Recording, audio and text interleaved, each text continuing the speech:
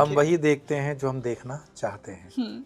वैसे हम सब मीन्स हम सब ऋषियों की ही संतानें हैं। मतलब हम जितने भी मनुष्य हैं हम सभी उन सप्तऋषियों की संतान हैं। कुछ मनुष्य बंदरों से इवोल्यूशन होकर के आगे बढ़े हैं, पर हम ऋषियों की संतान हैं, हम बंदरों से नहीं आए। तो ऋषियों में जो दायित्व है वो फिक्स है, लेकिन हमारे कर्मों के अनुसार, इंक्लूडिंग हम जो साधारण मनुष्य भी हैं, अपने कर्मों के माध्यम से अच्छे कर्म करते हुए इंद्र पद को भी पा सकते हैं, ऋषि पद भी पा सकते हैं। जो आपके श्रोता देखते होंगे वो सोचते होंगे अच्छा हम भी ऋषि बन सकते हैं।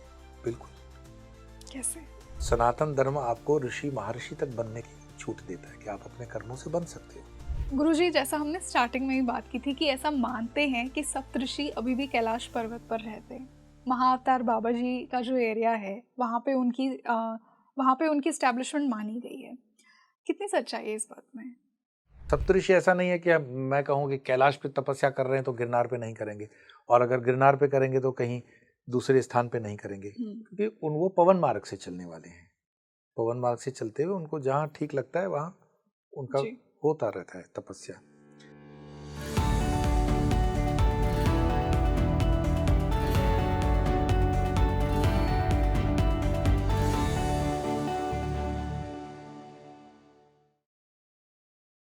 हेलो, मैं हूँ आपके साथ Rangoli Sharma and welcome back to your favourite spiritual podcast speaking tree. माना जाता है कि हम सब उन सप्तऋषियों की संतान हैं। आज के पॉडकास्ट में हमने बात की है कि कौन है वो सप्तऋषि, क्या वो सच में कैलाश पर रहते हैं महादेव के साथ। आज हमने इन्हीं सप्तऋषियों की ऐसी पावर्स को डिस्कस किया है जिसको जानकर आप सरप्राइज हो जाएंगे, क्योंकि वो थे ही इतने पावरफुल थे कि देवताओं को भी उन्होंने अधीन किया हुआ था।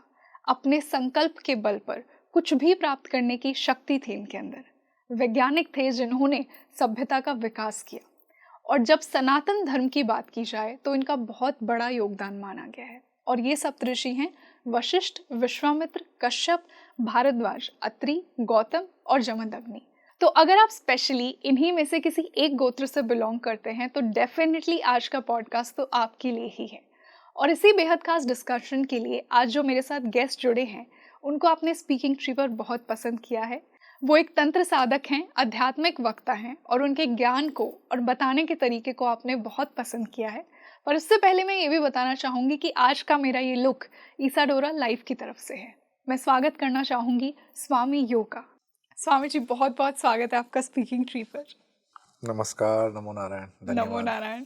तो जैसा कि आज मैंने कहा कि आज हम सप्तऋषियों पर बात करने वाले हैं, और जब भी मैं आपके साथ कोई भी पॉडकास्ट में बैठती हूँ मुझे यही फीलिंग आती है कि मैं किसी ऋषि से ज्ञान ले रही हूँ। That's really, क्या कहेंगे, so nice of you. Beauty lies in the eyes beholder. Thank हम यू। वही देखते हैं जो हम देखना चाहते हैं।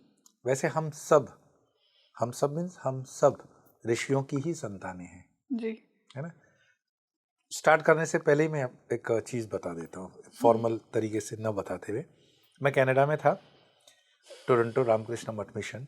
स्वामी प्रमथानंद जी महाराज उन दोनों अध्यक्ष थे टोरंटो सेंटर के। तो वहाँ पे शायद, मुझे जहाँ तक नाम याद आ रहा है, एक अंग्रेज वक्ता आता था रामकृष्ण मठ मिशन से, काफ़ी विदेशी जुड़े हुए हैं। तो बात चल रही थी अबाउट ऋषियों की, और साइंस की भी बात चल रही थी, क्योंकि विदेश में दोनों का संगम होता है, ज्ञान विज्ञान सबका। तो उन्होंने कहा, मैंने बात चली और इवोल्यूशन पे बात चली, और इवोल्यूशन ये हुआ कि मनुष्य बंदरों से मनुष्य बना है ना। इवोल्यूशन है ना, वो थियरी है पूरी विज्ञान की। नहीं, ये आस्ट सडनली आस्ट के आप क्या समझते हो, आप क्या बोलना चाहोगे। तो मैंने कहा नहीं, आप जो बोल रहे हो बिल्कुल सही हो। कुछ मनुष्य बंदरों से इवोल्यूशन होकर के आगे बढ़े हैं, पर हम ऋषियों की संतान है, हम बंदरों से नहीं आए। तो उसने कहा हाउ कम, सारे मनुष्य जो होंगे वो सारे बंदरों से सब एक साथ ही तो हुए थे। मैंने कहा नहीं, हमारे देश में ऐसा नहीं हुआ था। हम अपने आप को ऋषियों की संतान मानते हैं, और जो बंदरों की संतान खुद को मानते हैं वो बंदरों की माने। It was on lighter note. फिर मैंने आगे उसमें और थोड़ा ऐड करते हुए कहा कि मैंने कहा उसका प्रमाण भी दे रहा हूँ। बोले क्या? मैंने कहा जो बंदरों की संतान है उनकी आंखें और बाल बंदरों की तरह होंगे। ही फेल्ट सो ऑफेंडेड, दो इट वाज लाइट, लाइट, हम जोक कर रहे थे। And then seriously Swami ji वगैरह भी हम बात हुई तो उन्होंने वेदांत का उन्होंने बताया कि नहीं, हम सब सप्तऋषियों की संतानें हैं। और महाभारत में अगर आप पढ़ोगे, स्वामी दयानंद सरस्वती सत्यार्थ प्रकाश वाले, तो उनके ग्रंथ में आपको मिलेगा कि व्यास जी की जो परंपरा है, व्यास मूल, तो व्यास को एक पोजीशन मैक्सिको और अमेरिका से भी दिखाया गया है कि वो जब महाभारत का युद्ध होता है तब वो अपने वाष्प वाले यंत्र से भारत की तरफ जब आते हैं तो वहाँ से, तो कुछ नहीं कहते हैं कि रावण की ससुराल जो थी वो ऑस्ट्रेलिया में भी थी या जीरो लेटीट्यूड पे ये देश थे। ये सप्तऋषि का जो कंसेप्ट नहीं है, सप्तऋषि एक हकीकत है। तो गुरुजी, सप्तऋषि थे कौन, उनकी उत्पत्ति कैसे हुई, और वो क्या अभी भी जीवित हैं? रहते हैं तो कहाँ रहते हैं? बहुत से लोग कहते हैं कि वो कैलाश पर रहते हैं महादेव के साथ। कितनी सच्चाई है इस बात में? मैं अगर ऐसे कह दूं कि हाँ वो कैलाश पे महादेव के साथ रहते तो उसमें दो चीज़ें साबित हो गई। एक तो मैं देख के आया हूँ, है ना, बिल्कुल। और या तो फिर मैं जिसे है ना आपकी हाँ में हाँ मिला रहा हूँ। एक्चुअली सप्तऋषि कहाँ से आए उसका जो शास्त्र कहते हैं कि ब्रह्मा जी ने जब सृष्टि की प्रारंभ, क्योंकि ये पूरी सृष्टि ब्रह्मा जी के मन से की हुई है, ये मनस है, जो भी आप देखते हो ना, बोलते हैं हम माया है जगत। तो ब्रह्मा जी को जब आदेश मिला सृष्टि, जब वो अकेले हैं और वो सृष्टि कहते हैं, तो सृष्टि करने के लिए मन से सब हो जाता है। तो पहले तो जो 4 कुमार हुए वो तो ब्रह्मचारी हो गए। उनको कहा कि आप संसार का विस्तार करो, तो उन्होंने मना कर दिया। प्रश्न कर दिया कि what is the purpose of life, तो वो बताते हैं कि पर्पज ऑफ लाइफ सत्य बता दिया। सत्य जानने के बाद चारों कुमार कहते हैं कि हमें इस झंझट में नहीं पड़ना। तो फिर वो सप्त ऋषियों का आह्वान करके, सप्त ऋषि उनके मनस पुत्र हैं ब्रह्मा जी के, और मनस पुत्र होने के नाते वो उनको आदेश करते हैं कि अभी आप प्रजा का विस्तार करो। तो प्रत्येक ऋषि का अपना अपना एक काम है। अब ऋषि का काम, जैसे हम कहते हैं कि आप अत्रि से शुरू कर कर भारद्वाज तक जाएंगे, वशिष्ठ से निकल करके और ऋषि पास आएंगे, तो ये नहीं है कि जो उस त्रेता में था वो द्वापर में होगा, जो द्वापर में वो कलयुग में रहेगा। युगों के अनुसार ये इस तरह से समझ लो, जैसे 1947 से लेकर 2024 है, तो भारत में प्रधानमंत्री पद हमेशा से रहा है। ऐसा कोई काल नहीं जब प्रधानमंत्री नहीं था। लेकिन प्रधानमंत्री के पद पर आसीन जो व्यक्ति था उसके नाम बदलते रहे, फिर उनकी कैबिनेट भी बदलती रही। एजुकेशन मिनिस्टर अलग था, डिफेंस मिनिस्टर अलग थे, ये अलग अलग मिनिस्ट्री, लेकिन मिनिस्ट्री इंटैक्ट है। वो शुरू से ही डिफेंस मिनिस्टर कोई ना कोई रहा होगा। तो सप्त ऋषियों में जो दायित्व है वो फिक्स है, लेकिन हमारे कर्मों के अनुसार, इंक्लूडिंग हम जो साधारण मनुष्य भी हैं, अपने कर्मों के माध्यम से अच्छे कर्म करते हुए इंद्र पद को भी पा सकते हैं, ऋषि पद भी पा सकते हैं। तो थोड़ा सा मुझे लगता है कि जो आपके श्रोता देखते होंगे वो सोचते होंगे अच्छा हम भी ऋषि बन सकते हैं। बिल्कुल। कैसे? अगर साधारण चाय बेचने वाला हिंदुस्तान का प्रधानमंत्री बन सकता है, तो सनातन धर्म आपको ऋषि महर्षि तक बनने की छूट देता है कि आप अपने कर्मों से बन सकते हो और कर्म करते हुए बना जा सकता है। और वो निरंतर ये जो प्रक्रिया है ये अपडेटेड प्रक्रिया चलती रहती है। कोई ऐसा फिक्स नहीं है कि पद फिक्स है। जैसे व्यास एक सपोज पद है, व्यास व्यक्ति नहीं है, तो उस पद पर जो भी आएंगे वो व्यास की लाइनेज को चलाते हुए आगे बढ़ते जाएंगे और वो व्यास का पीछे नाम ऐड करते जाते हैं और व्यास की परंपरा हो जाती है। इसी तरह सप्त ऋषियों की जैसे परंपरा है, तो जस्ट कोई जिस तरह से मैं आपको बता रहा हूँ, जैसे कश्यप ऋषि हैं, तो कश्यप ऋषि को सप्त ऋषियों में से एक माना जाता है और वो ब्रह्मा के मानस पुत्र है, ये मैंने पहले कह दिया।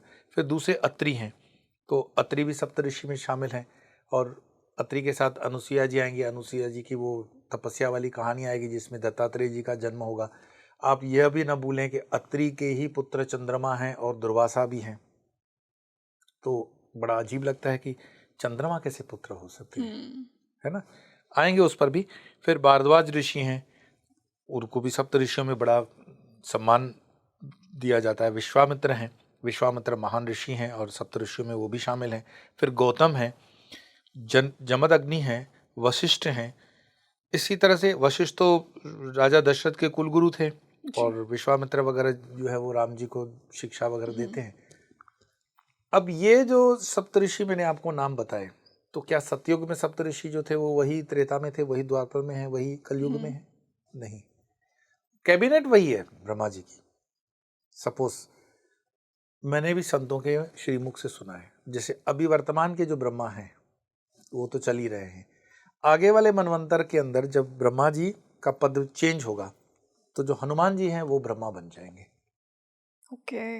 ये मैंने सुना है, मैं इसको आपको कहूँ कि कोट करके यहाँ से पढ़ लो, और बहुत बड़े संत के श्रीमुख से सुना कि ये अपग्रेडेशन चलती रहती है, हम भी अपने कर्मों के आधार पर चलते हैं और गिरते हैं और चढ़ते हैं, ये सब चक्र इसी तरह चलता है।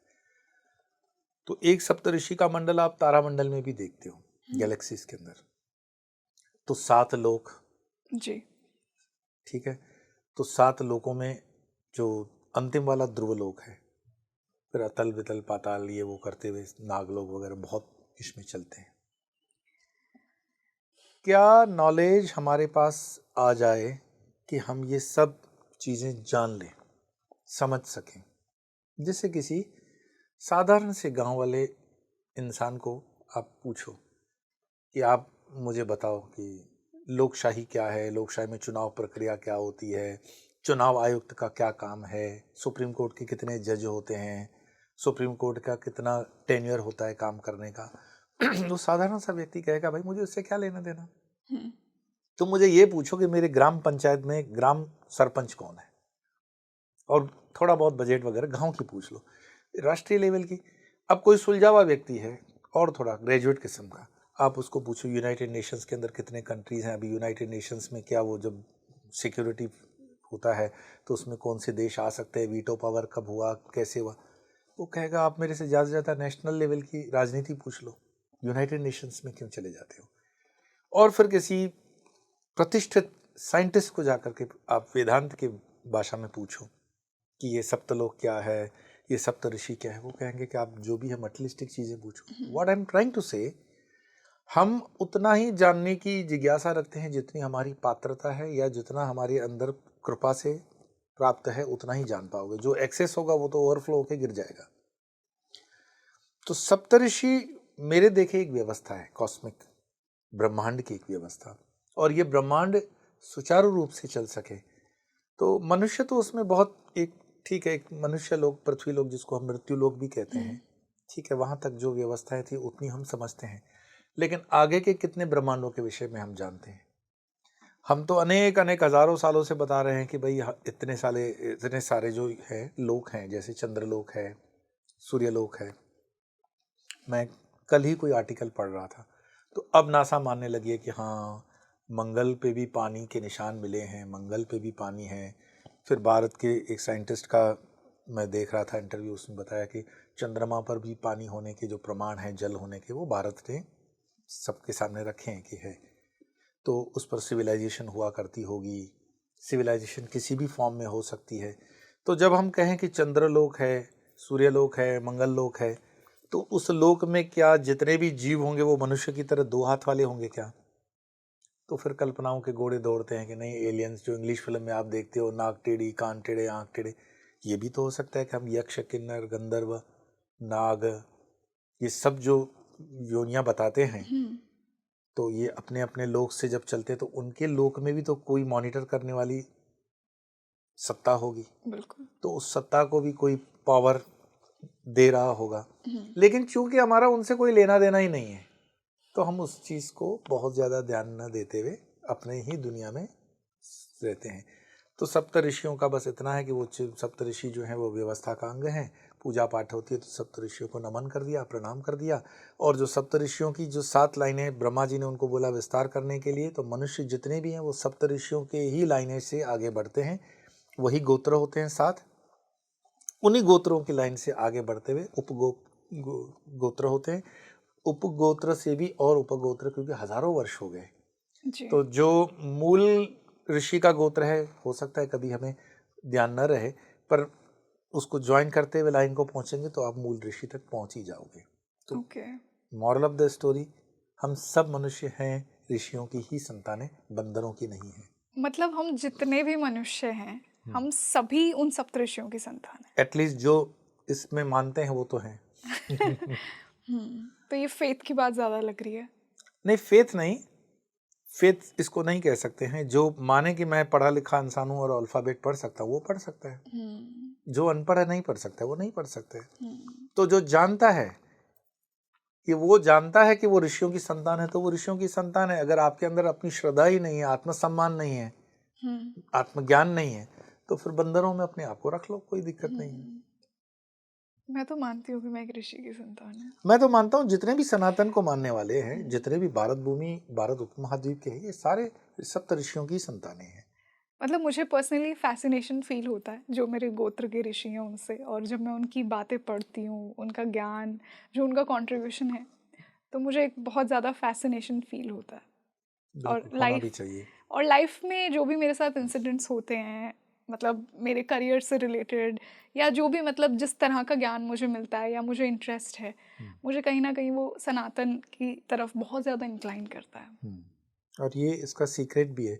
आज सनातन अगर टिका हुआ है तो उसमें सप्त ऋषियों का जो कंट्रीब्यूशन उस लाइनेज का है, तो वो बहुत बड़ा कंट्रीब्यूशन है। हम उसको अभी वर्तमान की जो पीढ़ियां हैं वो धीरे धीरे इससे दूर होती जा रही हैं, पर मुझे लग रहा है कि वो भी समय आ रहा है कि जहां हम जान पाएंगे वास्तव में कि यस, हम उस सत्ता से जुड़े हुए हैं, हम ऑर्डिनरी नहीं हैं, हम इतने गिरे हुए नहीं हैं। हमारा कभी समय बहुत ऊंचा था, काल की गणना में थोड़ा बहुत इधर उधर हो सकता है, जी। But we are coming back to that point only, जहाँ पर सनातन की ये जो ताकत है सब जान पाएंगे। We are coming back to roots, I think. Yes. तो गुरुजी, जैसा आपने कंट्रीब्यूशन की बात की, तो जब भी सनातन धर्म की बात होती है तो सप्तऋषियों को रिस्पॉन्सिबल माना जाता है कि उन्होंने वेदों और उपनिषदों के ज्ञान को प्रसारित किया। तो इसके बियॉन्ड उनका और क्या कंट्रीब्यूशन रहा है जो हमें ज़्यादा डिटेल में नहीं पता है? ऋषियों का जितना भी जीवन चरित्र हम देखते हैं, से फॉर एग्जाम्पल रामायण के अंदर माँ सीता जो है वो अ, अत्रि ऋषि के पास आती है और माँ अनुसुईया से वो ज्ञान लेती है। ठीक। और जो जंगल के अंदर, जंगल शब्द तो ठीक नहीं है, वन के अंदर हम कहेंगे, तो वन के अंदर उनकी कुटिया, वन के अंदर व्यवस्था, वन के अंदर उनको वो जो ज्ञान देती हैं, रामचरितमानस के अंदर इसका बहुत अच्छा विवरण दिया गया है। तो ये दिखाता है कि जब आप मटेरियलिस्टिक जीवन शैली से अपने स्व में भीतर उतरते हो, सॉलिट्यूड, नॉट लोनलीनेस, सॉलिट्यूड। ठीक है ना, निजानंद की बात कर रहा हूँ। तो ऋषियों को जब लगने लगा कि पदार्थ जो वर्ल्ड है, मटेरियलिस्टिक वर्ल्ड है, फिजिकल वर्ल्ड है, वो नश्वर है, वो तो खत्म होगा ही, हमारे जीवन का लक्ष्य होना चाहिए उस परम तत्व की प्राप्ति। तो वो परम तत्व की प्राप्ति कब होगी? बहुत ज़्यादा फैसिलिटीज़, बहुत ज़्यादा इंफ्रास्ट्रक्चर, ये आपके उस हायर गोल को रियलाइज करने की बाधाएं हैं। तब वो आते हैं वनों के अंदर, और वनों में कहीं पे आप देखते हैं ऋषियों के पास गाय है, वो गाय से जो चाहे उनको मिलता है। तो ऐसा नहीं है कि गाय कोई ऐसी मैन्युफैक्चरिंग फैक्ट्री है, वो मानते थे कि ये ला दो वो ला दो होता था। उस इकोनॉमी के साइकिल को समझो कि उस गाय के अंदर उतनी शक्ति है, पोषण की जो चीज़ें आप भले ना बार्टर सिस्टम से ही हम करते हों, उससे बहुत कुछ अर्जित किया जा सकता है। और गाय को ऋषियों ने शुरू से ही, हमारे समाज के अंदर आप देखोगे गंगा, गायत्री और गाय, जो 5 ग मैं कहता हूँ, गुरु और ग्रंथ मतलब गीता, ऋषियों ने, ऋषि परंपरा से गाय हमारे सनातन के साथ जुड़ी हुई है। क्यों? क्योंकि ये एकमात्र ऐसी भूमि रही है जो एग्रीकल्चर के साथ, खेतीबाड़ी के साथ भारत भूमि रही। अगर कहीं हमारे ऊपर आक्रामकता आए भी तो उसका रीज़न यही था कि हमारे पास समृद्धि थी। रिकॉर्ड्स बताते हैं ना, आप जब पढ़ते हो 33 to 35% वर्ल्ड का जो जीडीपी था वो भारत के अंदर हम कर रहे थे व्यापार। तो उसका आधार क्या था? भगवान कृष्ण की लीलाओं में आप पढ़ते हो तो उसमें भी गाय का आपको दिखता है। तो ऋषि के साथ गाय का होना और गाय के अंदर 33 कोटि भगवानों का ये जो कंसेप्ट दिया, तो वास्तव में अगर गाय के 33 कोटि भगवान हैं और आज जिस दुर्दशा से गौ माता निकल रही है, उसका कारण ये है कि हम अपने सनातन की उस जो दिव्य परंपरा है ऋषियों वाली, उस ऋषि परंपरा को भूलते जा रहे हैं, रूट्स को भूलते जा रहे हैं। हमारे रूट्स, जैसे आपने बोला ना, अंतर्गत तो हमारी परंपरा किसी ऋषि से जुड़ेगी, और हमने उस ऋषि का दर्शन छोड़ दिया। अपने हिस्से की जो ऋषि थे हमारे लाइन के, उसको हमने छोड़ दिया। आज कितनी पूजाओं में बताओ आप अपने कुल के ऋषि को याद करते हो, या कितने लोगों के पास अपने कुल के ऋषि का स्मृति के लिए कोई स्थापना वगैरह होता होगा? बहुत कम। तो परंपरा से कटने के बाद गाय से कट गए, सनातन से कट गए, सनातन की कमज़ोर होने लगी, और ये परंपराएं कमज़ोर होने के बाद जो आक्रांता आए, उन्होंने हमें कन्विंस ही कर दिया कि हम बंदरों की औलादे हैं, तो हम बंदर बन ही गए। बिल्कुल। तो गुरुजी, जब भी सप्तऋषियों का वर्णन किया जाता है तो एक फॉर्म है महादेव की, दक्षिण मूर्ति, जिसके बारे में हम श्योर हमारे व्यूअर्स ने भी पढ़ा होगा कि ये महादेव की गुरु वाली फॉर्म है। और एक पिक्चर दिखाई जाती है, जितना मैंने देखा है, कि एक वृक्ष के नीचे शिव जी बैठे हैं इस फॉर्म में, और सप्तऋषिज उनसे ज्ञान प्राप्त कर रहे हैं। तो मैं सप्तऋषिज का कनेक्शन महादेव से समझना चाहूँगी। बहुत से ग्रंथों में ये कहा जाता है कि महादेव के ज्ञान को, योगा को, ध्यान को प्रसारित करने में सप्तऋषियों का बहुत बड़ा कंट्रीब्यूशन है। और ये भी, जैसा मैंने स्टार्टिंग में ही कहा था, कि कैलाश पर भी रहते हैं सप्तऋषि, ये भी कहा गया है। तो इतना डीप कनेक्शन क्यों है महादेव और सप्तऋषिज के बीच में? दक्षिणामूर्ति की जो आपने बात की, वो जो 4 कुमार हैं, वो संत कुमार हैं, सनातन कुमार हैं, वो हमेशा उसी फॉर्म में रहते हैं। उत्तर भारत से ज़्यादा दक्षिण भारत में दक्षिणामूर्ति की बहुत बड़ी परंपरा का निर्वाह करने वाले आपको वहाँ मिल जाते हैं। उत्तर भारत में दक्षिणामूर्ति का प्रचलन क्यों नहीं हुआ, अलग कारण हो सकते हैं, लेकिन उस फॉर्म के अंदर शिव दक्षिणामूर्ति इसीलिए हैं क्योंकि जब भी आप गुरु के समीप जाओगे तो गुरु आपको उत्तर दिशा में मिलते हैं। अब उत्तर दिशा ये ज्योग्राफिकल नहीं बता रहा हूँ कि हिमालय में मिलेंगे, अपने शरीर का उत्तर भी सहस्त्रार वही है। और अगर उत्तर में जाओगे, गुरु के देखोगे शक्ल को या उसके चेहरे को, तो वो फेस करेंगे हमेशा दक्षिण की तरफ। तो एक उसका लेमन्स लैंग्वेज में ट्रांसलेशन है दक्षिणामूर्ति। और 4 कुमार जो हैं सनातन वाले 4 कुमार, वो उनसे जिज्ञासा कर रहे हैं। और सबसे बड़ी बात है, उनकी जो मुद्राओं के विषय में बताया जाता है, तो एक एक उसकी मीनिंग बहुत, जिसको बोलते हैं, सारगर्भित है। तो दक्षिणामूर्ति स्तोत्र के अंदर पूरी उनकी आभा से लेकर उनके हर एक पहलू को बहुत अच्छे से दिखाया गया है। श्री विद्या के अंदर भी दक्षिणामूर्ति को जो है ऋषि बताया गया है। अब ये सप्तऋषि नहीं है, दक्षिणामूर्ति उसमें ऋषि हैं, मंत्र दृष्टा हैं। ऋषि मीन्स सीर, जो दृष्टा है। एक चीज होती है जो हम देख करके बयान कर लेते हैं, किसी को बता सकते हैं, नैरेटर। और एक होता है कि आपने अपने आध्यात्मिक बल से वो टाइम एंड स्पेस को ट्रेवल करते हुए देखा, और जो देखा उसको या तो लिखा या तो बताया। जैसे हमारी जो भी विद्याएं रही ऋषियों की, वो हम लोग कहते हैं ना कि ब्रह्मनिष्ठ और श्रोतव्य होना चाहिए। तो श्रोतव्य के आधार पर ऋषियों ने अपने शिष्यों को वो विद्याएं दी है। दक्षिणामूर्ति के ज्ञान के विषय में इतना ही कहा जाता है कि उन्होंने कुछ कहा नहीं है, मात्र संकेत, उनकी एक जो चिन्मय मुद्रा है, उस मुद्रा से उनको ज्ञान आ जाता है। पर ये दक्षिणामूर्ति ऋषि जो है वो सप्तऋषियों से जोड़ करके हम नहीं देखते हैं। दक्षिणामूर्ति ऋषि हैं पर सप्तऋषि में नहीं है। जो मूल हम चल रहे हैं सप्तऋषि, वो व्यवस्था की दृष्टि से मैंने बताया कि 7 ऋषियों को ब्रह्मा जी ने व्यवस्था में लगाया, और वो व्यवस्था चाहे जो भी ऋषि हों अपने अपने हिसाब से उसको देख रहे हैं। और उस लाइनेज का आगे विस्तार अभी तक भी, आज भी जब हम किसी से पूछते हैं तुम्हारा गोत्र, और अगर वो मेंटेन कर रहा है तो उसको गोत्र का पता पड़ जाता है। जिनको नहीं होता है तो हरिद्वार के अंदर पोथी रखी जाती है, गया के अंदर भी पोथियां हैं। थोड़ी सी मेहनत करनी पड़ती है, आप वहाँ जाएं और जो पोथियों को देख रेख करते हैं उनका संपर्क करें, और पूछेंगे कि मैं सो एंड सो मेरी सरनेम है या सो एंड सो मेरा जो भी गांव वगैरह का है और उसका गोत्र क्या होगा, तो अगर 300 साल तक भी अगर किसी ने वहाँ प्रवास किया हुआ है गंगा जी पर, तो उनके पास वो रिकॉर्ड है जो आपको बताते हैं कि आपका गोत्र क्या है। तो मतलब उनके पास हर इंसान की हिस्ट्री हर होगी। इंसान की नहीं है, तो हर इंसान की नहीं है। होता क्या है कि अभी कंप्यूटर सिस्टम आया ना जिसको कंप्यूटराइज करते हो, तो शुरुआत में जो तीर्थ करने आते थे, तीर्थ यात्रा करने हमारे बड़े बुजुर्ग आते थे, तो उस पर्टिकुलर गोत्र का जो पिंडा पंडा है वो वहाँ पर है, ओके। जो उनकी पूजा वगैरह करता था।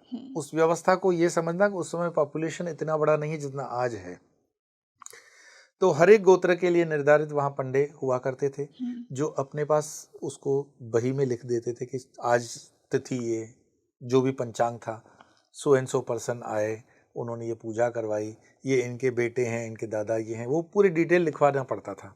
जैसे मैं अपने पूर्व के आश्रम के परिवार वालों को जब पढ़ने गया तो उसमें लिखा हुआ था कि इनके दादा, उनके परदादा का ये नाम लिखवाने वाले ने लिखवा दिया है, और जो पढ़ रहा है वो 5-6 पीढ़ी के बाद पढ़ रहा है कि ये लोग आए थे, ये तिथियां थी, हरिद्वार के अंदर पूजा हुई और फला फला इसकी सरनेम है और ये इनका गोत्र है।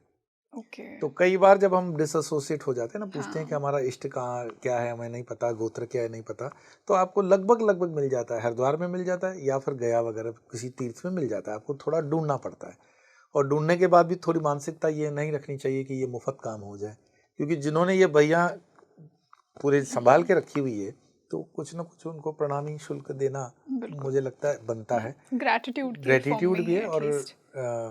सबसे बड़ी बात यह है कि इस महंगाई के ज़माने में वो लोग भी अभी जॉब वगैरह में लग गए, आज भी उसको वो संभाल के रखना ये बहुत बड़ी अपने आप में उपलब्धि है। मेरे ख्याल से इस पर हार्वर्ड के अंदर पीएचडी करने के लिए भी स्टूडेंट निकले तो एक अच्छा सब्जेक्ट है पीएचडी का। गुरुजी, जैसा हमने स्टार्टिंग में ही बात की थी कि ऐसा मानते हैं कि सप्तऋषि अभी भी कैलाश पर्वत पर रहते हैं। महाअवतार बाबा जी का जो एरिया है वहाँ पे उनकी एस्टैब्लिशमेंट मानी गई है। कितनी सच्चाई है इस बात में? जो पद है वो तो पद कभी समाप्त नहीं होता है, हम्म। और जो अनुभव में जिनका अनुभव है, यस ये बहुत अच्छे ज्ञानियों से, गुरुजनों से सुनने को मिला है, जिन जिन को अनुभव हुआ है उन्होंने अनुभव बताया भी है कि कैलाश का वो क्षेत्र जो ज्योग्राफिकली तो आपके इसमें सैटेलाइट्स वगैरह में नहीं मिलता, लेकिन वो महाअवतार बाबा जी का क्षेत्र माना जाता है। श्रृंगेला नाम कहो या जो भी क्षेत्र का नाम कहो, सिद्धपुर है, या उस क्षेत्र के अंदर कहते हैं कि जो सातों सात ऋषि हैं। मैं त्रैलंग स्वामी की जीवनी पढ़ रहा था। त्रैलंग स्वामी बहुत बड़े मातंड संत रहे हैं, रामकृष्ण परमहंस से उनकी मुलाकात है, ऐसा एक चित्र भी है, और त्रैलंग स्वामी 300 साल तक जिए, ये ऑन रिकॉर्ड है। तो त्रैलंग स्वामी जी के चरित्र को पढ़ते हुए ये प्रसंग आता है कि जब वो कैलाश में उस क्षेत्र में जाते हैं, तब उनको जिस सेवा में नियुक्त किया गया है, वहां पर ये 7 ऋषि अपने ध्यान में बैठे हुए हैं। इनका काम क्या होता है? जंगल से कुछ फूल और फल उनके सामने रोज ताजे रख देना। अब ये त्रैलंग स्वामी से जुड़ा हुआ किस्सा है, तो उसको हम ऑर्डिनरी नहीं ले सकते, एकदम जिसको कहते हैं ना हल्के में नहीं ले सकते। गिरनार पर्वतों की मैं बात करता हूँ, तो गिरनार में भी सप्तऋषि। अब सप्तऋषि ऐसा नहीं है कि मैं कहूँ कि कैलाश पे तपस्या कर रहे हैं तो गिरनार पे नहीं करेंगे, और अगर गिरनार पे करेंगे तो कहीं दूसरे स्थान पे नहीं करेंगे, क्योंकि वो पवन मार्ग से चलने वाले हैं। पवन मार्ग से चलते हुए उनको जहाँ ठीक लगता है वहाँ उनका जी। होता रहता है तपस्या। बहुत अच्छे संत गुजरात के हुए लीलाशाह महाराज, कच्छ में आज भी उनका आदिपुर में आश्रम है, और उनके शिष्य, डायरेक्ट डिसाइपल, मेरा सौभाग्य कि मैं उनके संपर्क में रहा। तो गिरनार के विषय में बात चल रही थी, तो गिरनार में ऋषि तपस्या करते हैं, तो उन्होंने कहा कि उसका प्रमाण ये है कि गुरुदेव से बात चल रही थी, तो उन्होंने कहा कि एक काम करो, मैं तुम्हें एक दिन ले जाऊंगा, जैसे मैं कहूँ वैसे तुम करते हुए मेरे पीछे आ जाना। तो लीलाशाह महाराज उनको गिरनार ले जाते हैं और गिरनार में एक चट्टान ही दिख रही है और वो चट्टान के अंदर एक पाँव उठा करके उसके अंदर चले जाते हैं। पीछे जो शिष्य है वो सोचता है कि ये तो बहुत बड़े संत हैं, चले गए, मैं जा पाऊंगा कि नहीं जा पाऊंगा, मुझे कॉन्फिडेंस नहीं रहा। तो बोले मैं बाहर ही खड़ा रहा। वो फिर से उसी मुद्रा से बाहर आ गए और संकेत करके कहा कि आ जाओ, जैसे मैं करता हूँ वैसे तुम करो। और उन्होंने कहा कि जैसे लांगना होता है ना, बोले मैंने भी लांगा और सीधे देख रहा हूँ कि एक गुफा के अंदर आ गया, जो बाहर से पत्थर दिख रहा था। और ये गिरनार की बात। और भीतर जा करके कहा कि हमने गुरु जी को देखा, लीलाशाह महाराज। सांकेतिक रूप से कोई बातचीत नहीं हो रही है वाणी की। सामने जो संत हैं वो, उनकी जो आईब्रोस वगैरह हैं इतनी बड़ी कि मान सकते हो कि ये बहुत कई सौ सालों का शरीर होगा, तपस्यारत है। वो उसको बड़े विनीत भाव से, बड़े पूज्य भाव से प्रणाम करते हैं। वो वहां से उनको अभिवादन प्रणाम से देते हैं और कुछ इस तरह का वार्तालाप होता है। और फिर लीलाशाह महाराज उसी तरह पत्थर से बाहर आ जाते हैं और पीछे शिष्य भी बाहर आ जाता है। वो अद्भुत एक दृश्य देख करके, क्योंकि ये इस लोक का तो दृश्य था ही नहीं, तो वो पूछते हैं लीलाशाह महाराज से कि महाराज जी जो ये मैंने देखा ये क्या है? तो उन्होंने कहा तुमने जो देखा वो सत्य है। सो एंड सो ऋषि अपने तपस्या में यहाँ बैठ करके तपस्या कर रहे थे। संकेत हुआ कि उनके दर्शन करने, कृपा पानी है, तो मैं दर्शन करने गया। तुम्हारे उस दिन की जिज्ञासा थी कि क्या आज भी ऋषि हैं और वो इस तरह दिखाई देते हैं, तो वो तुम्हें दिखा दिया। तो एक लेवल, मैंने जिसे कहा है हमेशा कि एक पात्रता होनी चाहिए। ये तो गुरु की कृपा से उसने देख लिया, सबको तो नहीं दिखा पाए। अब लीलाशाह महाराज पे भी आप डाउट नहीं कर सकते हो, बहुत ब्रह्मज्ञानी संत है, बहुत ऊंची कोटि के संत हैं। ऐसे कई संतों के अनुभव हमें मिलते हैं जो ये बताते हैं कि ऋषियों का अनुभव उनको हो रहा है। ब्रह्मानंद जी महाराज हैं मानस पुत्र रामकृष्ण परमहंस के वृंदावन में। तो वो वृंदावन के अपने दिनों की याद करके बताते हैं कि 3:30-4 बजे ब्रह्म मुहूर्त के अंदर जिस व्यवस्था में वो रहते थे, कोई साधु वेश में, सूक्ष्म में, शरीर में नहीं है, सूक्ष्म में आकर के उनको जगाता था कि जागो, अब ये मेडिटेशन का टाइम है या ध्यान का टाइम है। तो ब्रह्मानंद जी लिखते हैं कि ऐसी चेतनाएं, ऐसी ऊर्जा आपको तीर्थों में मिलती है, ऐसे जगहों पे मिलती है, और जिसको अनुभव करना होता है वो करते हैं। पूना से एक ग्रुप गया था ऋषिकेश की तरफ, ये करीबन 15-20 साल पहले की मैं बात बता रहा हूँ। उन दोनों कोडेक की पतली सी कैमरा चलती थी और वो ग्रुप जो है वो ऋषिकेश के ने ट्रैक करते हुए कहीं पे फंस गए। वो अब नीचे उतरने का उनको रास्ता नहीं मिला। शाम हो गई, अंधेरा थोड़ा सा उनको लगा, तो थोड़ा सा अंदर ये कम्युनिकेशन चलने लगा कि फंस गए, कैसे नीचे जाएंगे, पता भी नहीं रोड कहाँ से, क्योंकि थोड़ा ट्रैक अंदर चले गए थे। इतने में वो देखते हैं कि एक आसमान से शूटिंग स्टार गिर रहा है और वो इतना क्लियर गिर रहा है कि वो कोडेक कैमरा के अंदर स्टार की फोटो लेने के लिए उसने फोटो ले ली। और जब वो फोटो ले ली तो उसके बाद उनको ऐसा एहसास हुआ कि पूरा मार्ग जैसे रोशनी से कोई उनको दिखा रहा है और वो उन्होंने कहा अरे सामने ही तो चलना है, कोई बहुत दूर नहीं आया, बस ये टर्न लिया और पहुंच जाएंगे, और वो नीचे आ गए। बात लेके हो गई, ऋषिकेश से वो आ गए पूना में उन दोनों वो रोल चलता था पुरानी टेक्नोलॉजी वाला, सफाई के लिए देना पड़ता था। तो रोल साफ होके फोटोग्राफर ने जब देने का समय आया तो पूछा कि ये फोटो कहाँ की है?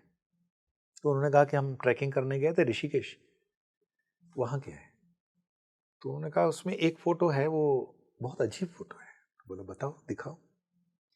और मेरा सौभाग्य है कि वो फोटो मैंने भी मतलब उसकी कॉपी अपने पास रखी। तो जब वो फोटो निकाला गया, आप वो देखते हो किसी संस्था ने अपने धार्मिक पुस्तक के अंदर उसको बहुत जड़ता के साथ उसको दिखाया है। ऋषि तपस्या में है और उस फोटो को बहुत वायरल भी है आजकल।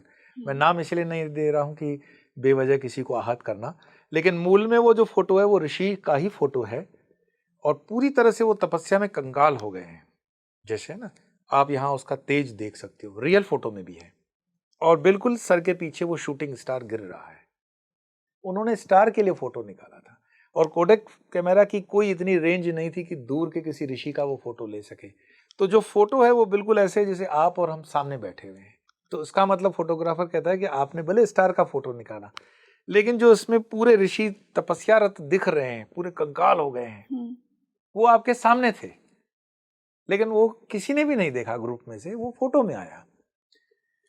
और जिस माध्यम से मेरे पास वो फोटो आई, वो बताने वाले सन्यासी थे। तो उन्होंने कहा कि स्वामी जी, कभी कभी जीवन में सत्य हमारे नज़दीक होता है, लेकिन हम उसको न समझ सकते हैं, अपनी जड़ बुद्धि से उसको वैज्ञानिक तरीके से वेरीफाई करते हैं कि ऐसा हो भी सकता है, लेकिन इसका अनुभव करने वाले उन लोगों से मैं मिला और बिल्कुल फ़ोटो को मैंने कहा ना, आज भी फ़ोटो मेरे पास है। वो फ़ोटो अभी तो हर किताब में छपती है, गीता के उसमें।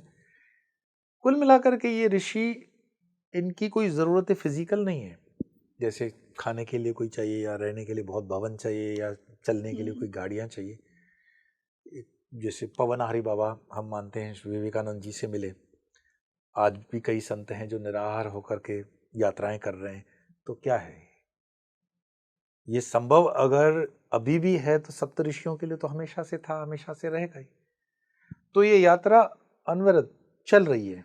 सप्तऋषि अपने अपने कार्य में लगे हुए हैं, और जो समय उनको दिया हुआ है, जो कार्य उनको दिया हुआ है, वो समय से वो कार्य कर भी रहे हैं। और ये जो आप पूरे ब्रह्मांड का संचालन देख रहे हो, तो जो मैंने आपको स्टार्टिंग में उदाहरण दिया कि प्राइम मिनिस्टर है, उसकी कैबिनेट है, उसके मिनिस्टर हैं, तो ये पूरा जो कॉस्मिक्स चल रहा है, इस कॉस्मस की व्यवस्था है, तो उस कॉस्मिक व्यवस्था को चलाने के लिए जो कैबिनेट सप्तऋषियों के हम देख रहे हैं, वो अपनी अपनी व्यवस्था में काम कर रहे हैं।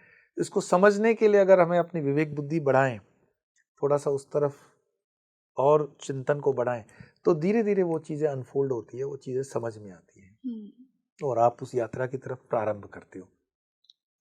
तो गुरुजी, ये कहना सही होगा कि अभी भी सप्तऋषिज इस दुनिया का, इस ब्रह्मांड का संचालन कर रहे हैं? संचालन कर रहे हैं, मैं ये तो नहीं कहूँगा, पर उस संचालन करने में जो उनका रोल है, वो अपने रोल को निभा रहे हैं ठीक से। ओके। और वो हमेशा होता रहेगा जब तक कि हम एग्जिस्ट करेंगे, जब तक समय एग्जिस्ट करेगा हमारी बुद्धि के अनुसार। जब तक ब्रह्मा है, हाँ। ब्रह्मा का समय है, तो ब्रह्मा के समय के ब्रह्मा के सप्तऋषियों की कैबिनेट जो उनके पास है, वो तो रहेगी। तो अगर मैं कंक्लूड करूं तो Saptarishis are like high ascended masters. उन्हें मोक्ष नहीं मिला है तो वो बीच में है। मोक्ष शब्द को हम इसमें ना ही जोड़े तो अच्छा है। अच्छा। क्योंकि मोक्ष, सनातन में मोक्ष की बहुत बड़ी अलग व्याख्या है। आजकल की वर्तमान की वो जो है ना, कभी लौटना नहीं, झंझट में नहीं पड़ना, ये मोक्ष की व्यवस्था सनातन ने नहीं दी है। हम जिस दिन से गलत मोक्ष की धारणा की, कर्महीन हो गए, तब से हम गिर पड़े हैं। तो मोक्ष इनके साथ नहीं बोलेंगे, रादर हम ये कहेंगे कि परमात्मा ने जिसको जो रोल दिया हुआ है, जो व्यवस्था में जिसका जो रोल है, वो अपना अपना कर्म कर रहा है, अपनी अपनी व्यवस्था में लगा हुआ है। और सप्तऋषि उसी व्यवस्था में, परमात्मा की उसी व्यवस्था में अपना रोल निभा रहे हैं। तो सप्तऋषियों को मोक्ष नहीं चाहिए? नहीं, मैं उनकी तरफ से बोलने वाला कौन हूँ? सप्तऋषियों को मोक्ष नहीं चाहिए। मैंने कहा ना, मोक्ष शब्द की सनातन धर्म के अंदर व्याख्या अलग है, जैन दर्शन में अलग है, बुद्धिज्म के अंदर अलग है। हमें पहले ये तय करना पड़ेगा कि मोक्ष की व्याख्या हम कौन से एंगल से समझना चाहते हैं, है ना। सनातन में मोक्ष की जो है, मैं मानता हूँ, मोह क्षय, जो दुविधा मन की है ना, डेल्यूजन ऑफ माइंड, उससे अगर आप मुक्त हो जाते हो, वही मोक्ष है। अद्वैत, जहाँ द्वैत न बचे, वो मोक्ष है, अद्वैत। न कि ये कि मैं एक जगह बैठ जाऊंगा और वो स्वर्ग होगा और मुझे कुछ काम काज नहीं करना पड़ेगा, है ना, कोई जवाबदारी नहीं, कोई अकाउंटेबिलिटी नहीं, कोई रिस्पॉन्सिबिलिटी नहीं, वो मोक्ष नहीं। वो तो सफरिंग से पीछा छुड़ाने का तरीका लगता है। और ये काल्पनिक है। ऐसा होता भी नहीं है प्रकृति में, आपको कभी इस तरह का मोक्ष मिलता भी नहीं है ना। अदरवाइज उस हिसाब से तो फिर जो अवतारों की धारणा है हिंदू धर्म के अंदर, तो फिर कृष्ण के अवतार, राम के अवतार, संतों के अवतार क्यों हो रहे हैं? क्या उनका मोक्ष नहीं हो रहा है? तो कर्म प्रदान है, सनातन धर्म कर्म प्रदान है, और हम कर्म में मानते हैं, इसीलिए जन्म में मानते हैं, जन्म में मानते हैं, इसीलिए ये चक्र पुनर्जन्म चलेगा। बिल्कुल। तो गुरुजी, आज के पॉडकास्ट में हमने इतना सप्तऋषियों की बात की। नाउ आई एम श्योर कि मेरे व्यूवर्स का एक क्वेश्चन तो ज़रूर होगा कि जिस प्रकार हम देवी देवताओं से कनेक्ट करते हैं, हम उनका स्मरण करते हैं, क्या उसी प्रकार हम सप्त ऋषियों से भी हमारा कनेक्शन स्ट्रॉन्ग कर सकते हैं? क्या हम उन पर ध्यान कर सकते हैं और क्या वो हमें रिस्पॉन्ड करेंगे? जब पहले स्टार्टिंग में ही हमने कह दिया कि जितने भी मनुष्य सनातन धर्म में एटलीस्ट मानने वाले हैं वो किसी न किसी ऋषि की लाइन से आए हैं। जी। ठीक है, तो आप हो, मैं हूँ, या जो भी हैं, ये किसी न किसी ऋषि के डीएनए से हैं। क्या आपको अपने माता पिता से मिलने के लिए या उनसे बात करने के लिए मेडिटेशन करना पड़ता है क्या? वो हमेशा आपके लिए अवेलेबल है। भगवान न करे अगर वो इस शरीर में नहीं भी हैं, तो भी आप जब उनका फोटो के माध्यम से या स्मृति के माध्यम से चिंतन करते हो, तो वो चिंतन आपको दूर नहीं लगता, वो आपको अपनापन ही लगता है। मैं मानता हूँ कि अगर हमें सिर्फ इतना पता है कि मैं कौन सी लाइनेज को बिलोंग करता हूँ, कौन से ऋषि को, और पूजा जब हम करते हैं ना, इष्ट देवताभ्यो नमः, कुल देवताभ्यो नमः, ग्राम देवताभ्यो नमः, स्थान देवताभ्यो नमः, वासु देवताभ्यो नमः, सर्वेभ्यो देवेभ्यो नमः, सर्वेभ्यो महर्षिभ्यो नमः। तो जिस ऋषि के गोत्र से हम बिलोंग करते हैं उसको भी हम नमन कर रहे हैं। तो जब हम वो नमन करते हैं, वो है तो मेंटली, हम मानसिक उसको नमन कर रहे हैं, लेकिन वो नमन सचमुच में जब हम 100% जिसको कहते हैं हम्बल होकर के करते हैं, तो वो भी उसी तरह से हमें रिकॉग्नाइज करते हैं। और उन ऋषियों की कृपा के बिना, जैसे इष्ट है, कुल है, उसकी कृपा तो चाहिए ही चाहिए, लेकिन अपने कुल के ऋषि के कृपा के बिना भी प्रोग्रेस कर पाना बहुत नामुमकिन है। तो मुझे लगता है कि इस यात्रा में, अध्यात्म की यात्रा में, अगर न भी पता चले जब तक, तब तक जो मेरे गोत्र के ऋषि हैं उनको मैं नमन कर रहा हूँ, ऐसा भी कर लोगे तो they are much more intelligent than we people. वो सूक्ष्म में हमेशा है, 24/365, और वो हमारा प्रणाम पहुंचता है और वो कृपा होती है और वो मार्ग खुलते हैं और आपको किसी भी तरह से घूम फिर करके पता चल जाता है कि you belong to this lineage. और यही ब्यूटी है सनातन धर्म की कि हमें हमारी रूट से जोड़ना है। लेकिन यात्रा उसके लिए करनी पड़ती है, चलना पड़ता है, थोड़ी मेहनत करनी पड़ती है ना? तो थोड़ी मेहनत कर लो, पा जाओगे। सिर्फ एक मोक्ष की कामना नहीं करनी होती। ट्रू, बिल्कुल। तो गुरुजी, आज बहुत ही अच्छा डिस्कशन रहा सप्त ऋषियों पर। मैं ये पॉडकास्ट बहुत टाइम से करना चाह रही थी और फाइनली इट मैनिफेस्टेड, तो मैं बहुत खुश हूँ आज। Thank you so much for this episode. तो आप मुझे कमेंट सेक्शन में बताइए कि आपको आज का ये पॉडकास्ट कैसा लगा। क्या आपको भी सप्त ऋषियों से कोई कनेक्शन फील होता है? आपको फील होता है कि आप इस ऋषि की लीनियज से बिलोंग करते हैं? अगर करते हैं तो उन्होंने क्या आपको कभी गाइड किया है?